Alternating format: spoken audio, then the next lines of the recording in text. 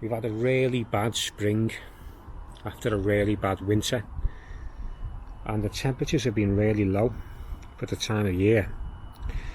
Now, if you've seen all my videos in the past, every year I have a Cartmans Hedge just here, and by now the Cartmans is well up and on its way, but it seems to have ground to a halt. There's no sight of any new growth, any spring growth at all on this side, so I'd be amazed if it was dead, but by now we should see something. The poppy doesn't appear to have been deterred. Looks like this is seeded in, and no matter what, these poppies will come up. Doesn't matter what happens in the garden. But as you can see, not a sign of the Cartmans whatsoever. I'm just hoping that this is going to come up in the next few weeks, because we're going to be end up in June, and normally by June this will be full of bees and full of flowers.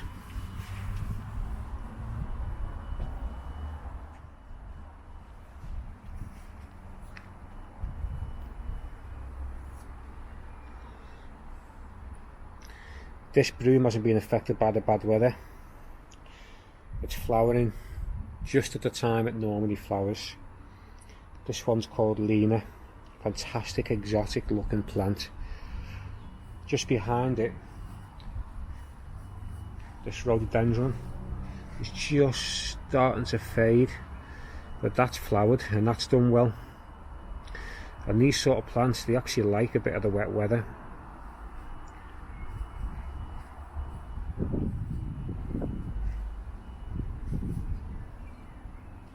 Looks like the Fuchsia is coming up.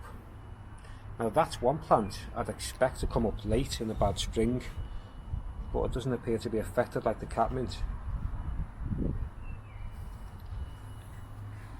Pulmonaria still flowering there. Normally that's done by April, but we've had these mild temperatures, so it's still going. Heuchera is recovered as per usual. Marmalade's come back up. Another Fuchsia's come back up there. But for some reason, some of the plants over here haven't done so well. Haven't really come back into growth. However, this Cunningham White,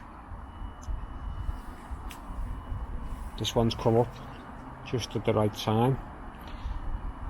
I'm not really fussed on the colour white, but still a nice plant. Has a really dense growth to it, and that dense growth can produce almost like a bit of a hedge.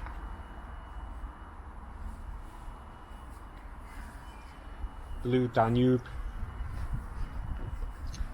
rhododendron. It's a nice one, that. Been battered by last night's rain, but it's got a really nice colour to it.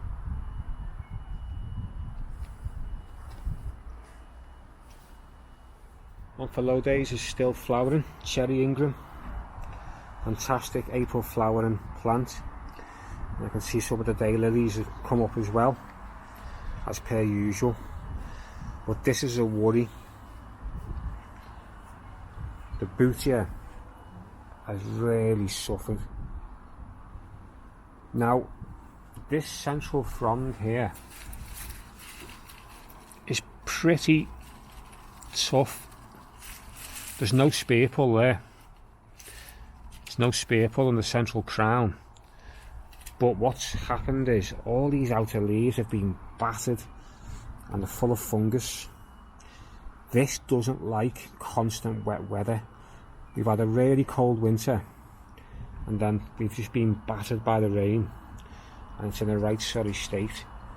So I'm just hoping that there's enough in the plant to give us a few new leaves before we start losing all these old ones.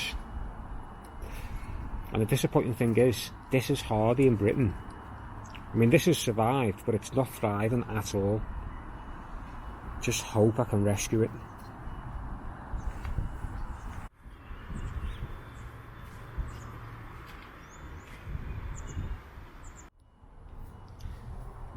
Californian Lilac will be flowering soon. Cut back this head coat by Piracantha to come back well. That'll be flowering in a couple of months hopefully. Barbary's come up well, admiration, fantastic colour on that, and also this hibiscus is coming to leaf. Hopefully that will flower just on time, round about August.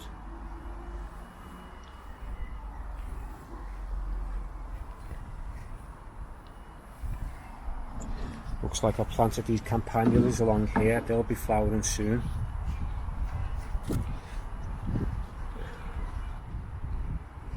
I planted a new gene, little 2 litre Scarlet Tempest. Really like these flowers. These are going to be really good over the next few years, and apparently these flower for quite a while. And next to that, this one's been in a couple of years, and I love this totally Tangerine Gene, full of these orange flowers now. I love these genes, and they're so reliable, I've found.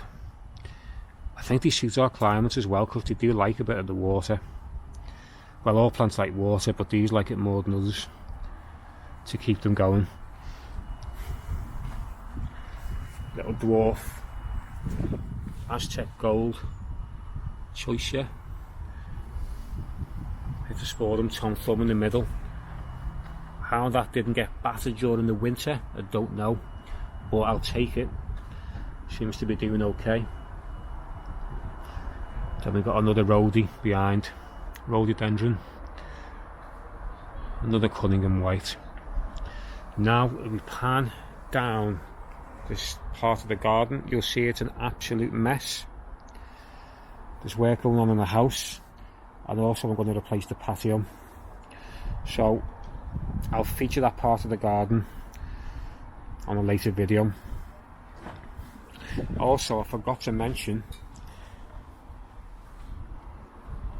this cordyline plant that I got from B&Q about 5 years ago is now absolutely huge.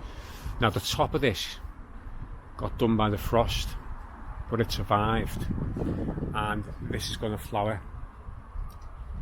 Can't see it in the video, but it's full of flowers at the top of the plant, which is going to be interesting to see.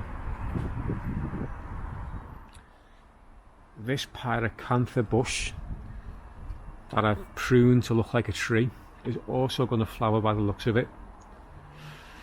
It's not really my cup of tea, so to speak, but it was here when we bought the house, and it does look good when it's in flower. Looks a bit unique the way I pruned it with the trunk. Just need a bit of work to keep it under control on, but I'll keep it for now. Thanks for watching, and don't forget to subscribe.